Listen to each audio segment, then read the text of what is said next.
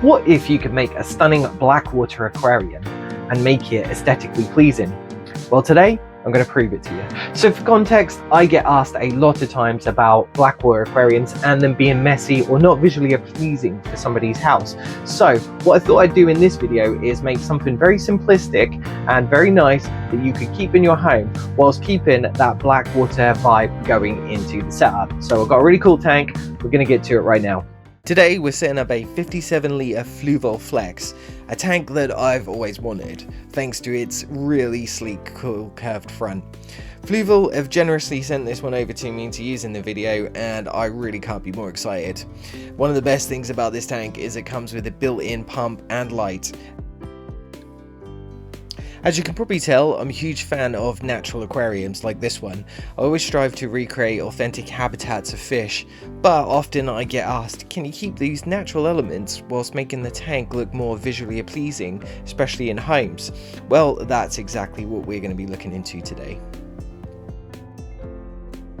I'm starting with a thin layer of pond sand as a base, followed by this piece of spiderwood, which I've been soaking for a few days to ensure it sinks right away.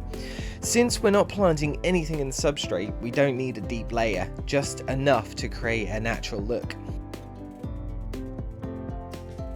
We're keeping the woodscape simple, flipping the spiderwood upside down so the branches reach upwards. This will add height and structure to the aquarium, making it feel less empty whilst maintaining that natural aesthetic look. So we're going to take some time to arrange the wood, making sure everything looks just right. I want the wood to be the main focal point, so I'll be placing it centrally, leaving open space around the sides for balance. This is the stage which is best to experiment, so try different layouts and see what works and tweak things until it feels just right before you move on.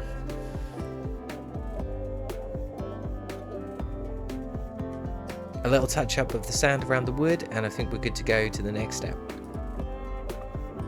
So for plants, we're using species that don't need to be rooted into the substrate and they thrive in low light conditions. Since we'll be adding tannins to the water for that tea-stained look, light levels will be reduced, so we need plants that can adapt to those conditions. So I've got a bunch of Java fern here from another tank, which will be perfect as that focal point nestled in the middle of the wood. It absorbs nutrients directly from the water column rather than the substrate, making it an ideal choice for this type of setup. Now I don't want to add too many other plants, because the goal here is to keep it simple yet very natural.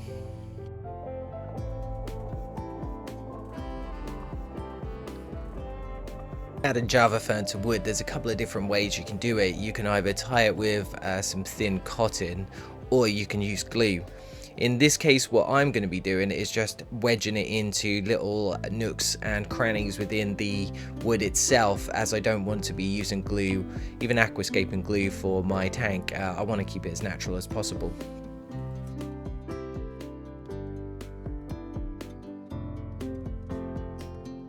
To fill in the gaps at the base, I'll be using some Java moss, and this will help enhance the overall organic feel of the aquascape, softening the hardscape and adding that final touch of nature.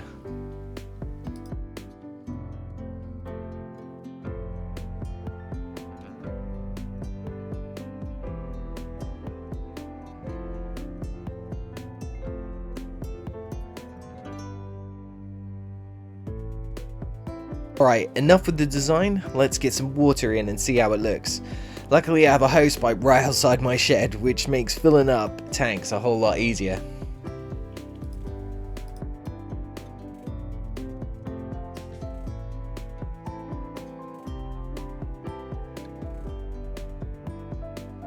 Now, as I was filling the tank up, I noticed a bit of an issue. The spiderwood hadn't fully soaked and it started floating, which is typical. So for now I'm weighing it down with some river stones, and we'll check back later once it's properly waterlogged and stays back in place.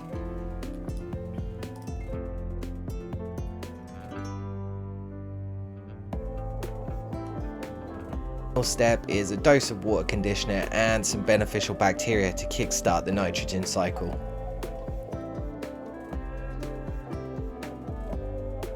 Alright everyone, it's been 2 weeks now since setting up this aquarium. I haven't got very far in all honesty, but I needed to let the driftwood sink before I could do anything. So it's finally sunk and it's at a good point now. So what I've been doing is boiling up some Blackwater extract. So what that is just some crushed botanicals that I've got, put them into a tea bag and just added some hot water to there, let it brew up, and then we create that really nice brown Blackwater effect that we're going to have in the tank. So yeah, let me flip the camera so you can have a quick look. All right, yeah, so here it is. Doesn't look anything great right now, but essentially if I can get one out, these are the tea bags. See, they're just absolutely full of crushed botanicals, and what you do is you just boil some water and leave them to brew for a while, kind of like you're making a cup of tea, and it creates this lovely brown water here.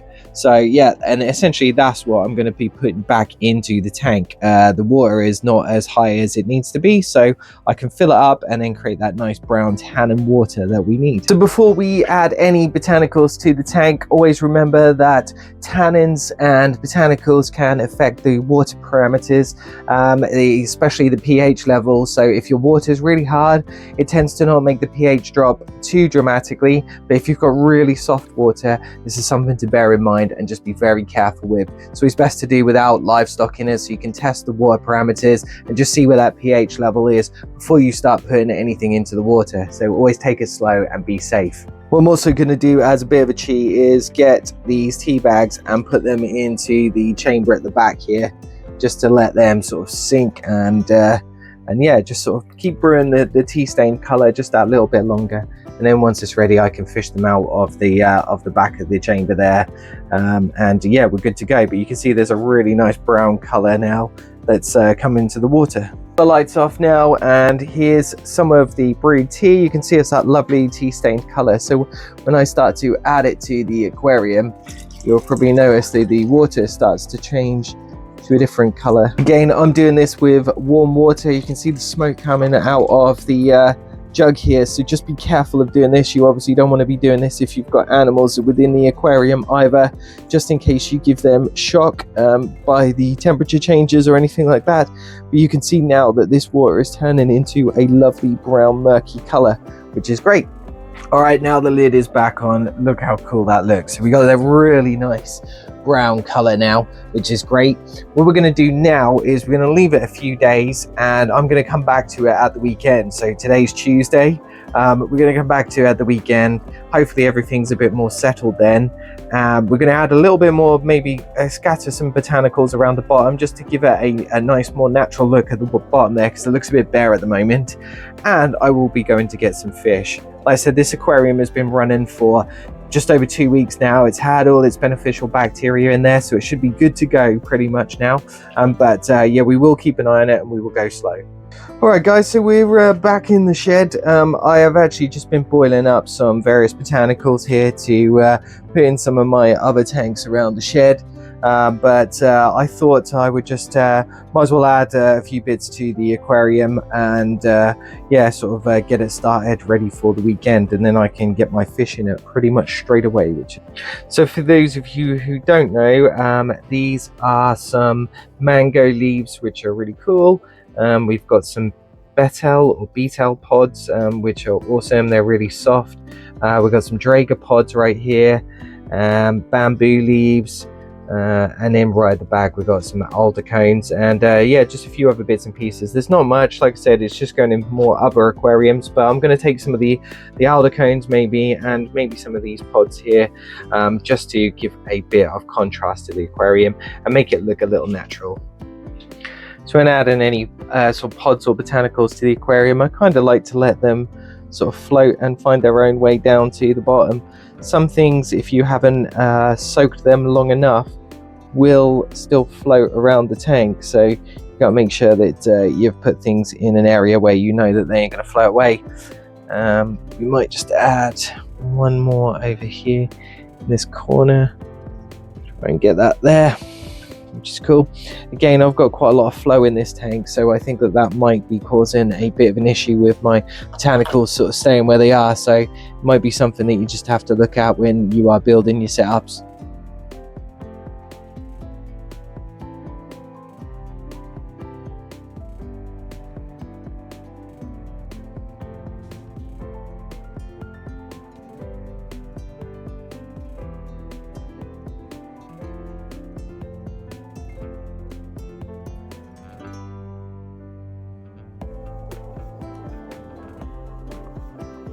Alright guys, I'm pretty happy with how everything looks here. It looks really cool down at the bottom there. We got some nice pods in there.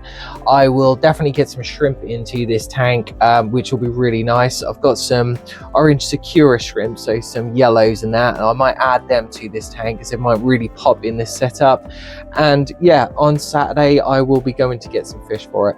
Not sure what I want yet. I might go for some ember tetras or some cardinal tetras or something like that, but we'll get something really cool that'll make this tank absolutely pop. All right guys, I couldn't wait any longer. It's the end of the week. I couldn't be bothered to wait for the weekend.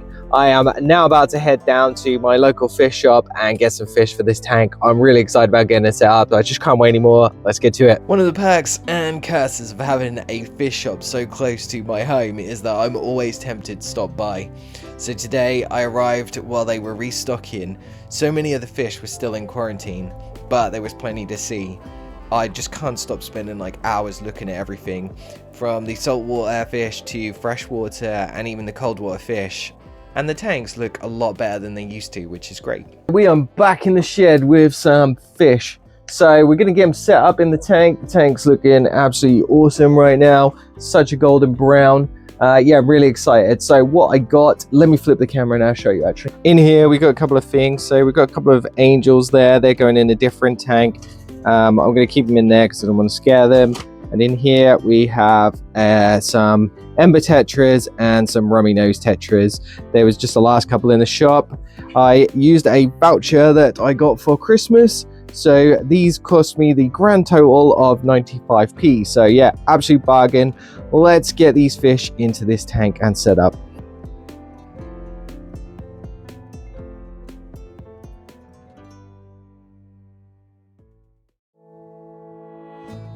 And there you have it, my take on a more minimalistic Blackwater aquarium. I wanted to blend all my favourite aspects of a natural aquarium whilst keeping it visually pleasing and easy to maintain. The Fluval Flex, with its curved front and built-in filtration, really does help keep that setup looking clean and uncluttered, so I'm really pleased with how it's come out. Let me know what you think though in the comments below, and would you try something like this in your own home?